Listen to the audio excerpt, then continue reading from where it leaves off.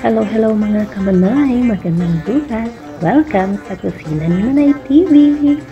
Tuturuan po sa inyo ng simple at napakasarap na ginataang malasugi or blue marlin.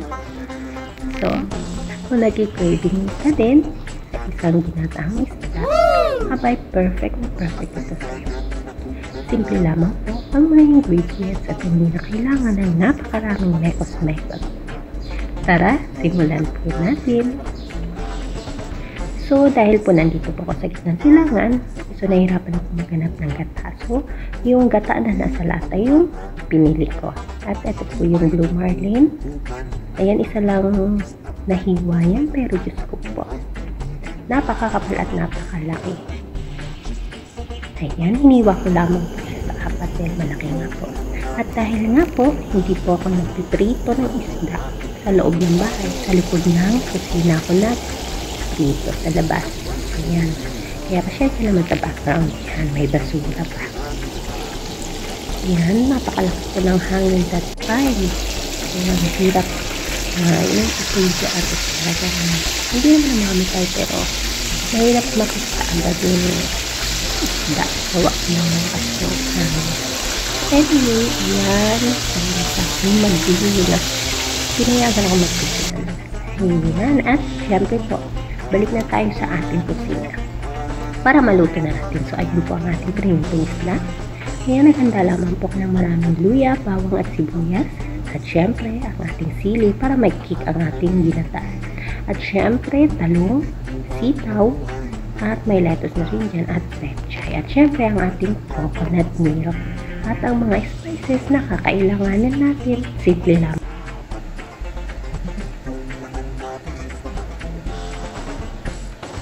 And then, yung pan po na pinagprituhan natin, isda, iniwasan ko lamang po ng mantika. Kumuha lang po ako ng konti, dagdag namnam at lasa na rin po yung mantikang pinagprituhan.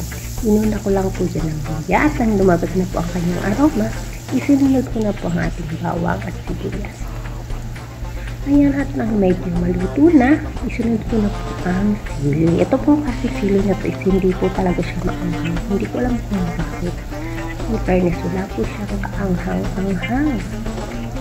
Kung natatakip, natakarami kong nilagay, hindi po siyang anghang. And then, okay na po ang ating mga sinangkot siya. Ilagay na po natin ang ating piniritong isda.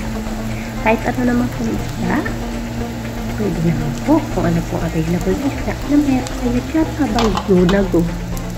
Lutuin mo lang. Masarap po siya pag and then, ilagay na po natin ang ating mga pampalasa. Gaya ng paminta, turmeric powder. Tansyahin nyo lang po ha. Depende po kasi sa dami. And then, naglagay din po ako ng ginisa mix. Dahil wala po magic. And then, asin. And then, after, isunod na po natin ang ating coconut milk. Yung pure gata po ito. Kung kinakayan naman po is yung unang piga po yung ilalagay ninyo. Hana, baka naman gusto mo makipag-banding sa akin. Charot. So, ayan. Mekos-mekos lamang natin ng light. And then, isimmer lang po natin ng konti. Ayan. Yung pag nag-uumpisa na pong umibot yung ating gata. Ayan. Ilagay na po natin ang ating mga halamang gulay. Ayan. Ang ating kung ano pong gulay mo gusto nyo ilagay, pwede po. Yung akin po, yan lang po kasi available dito. And then, sili. Ayan.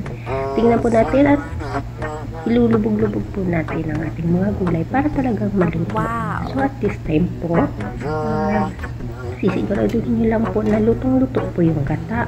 Huwag nyo pong ano yung gata na hindi maluto. Para po hindi po kayo magpururot. Ayan. At titikman nyo din po kung okay na po ang lasa ng mga sangkap na inilagay natin. Okay na sa inyo pa lasa, abay okay na yan. So, ayan, konti pa po. Medyo matubig pa po. At hindi pa po lumalabas yung mantika. So, kailangan pa po natin ng konting minuto na mailabas niya po yung mga mantika niya para mas lalong sumarap. At yun naman, ayan, ganyan po. Ayan, nagiging creamy na at malabo na yung gata. So, by that time, pwede na po yan. sarap-sarap na po. So yun lamang po, kung nagustuhan niyo po ang video na to at may natutunan po kayo ng konti, abay paki-like and share naman po. Para po sa mga bago, paki-follow na rin po. At kung saan nakarating ang video na to, paki-comment down na rin po para ma-shoutout ko po kayo sa sunod na aking pag-upload. Yun lamang po. God bless and bye! Enjoy cooking!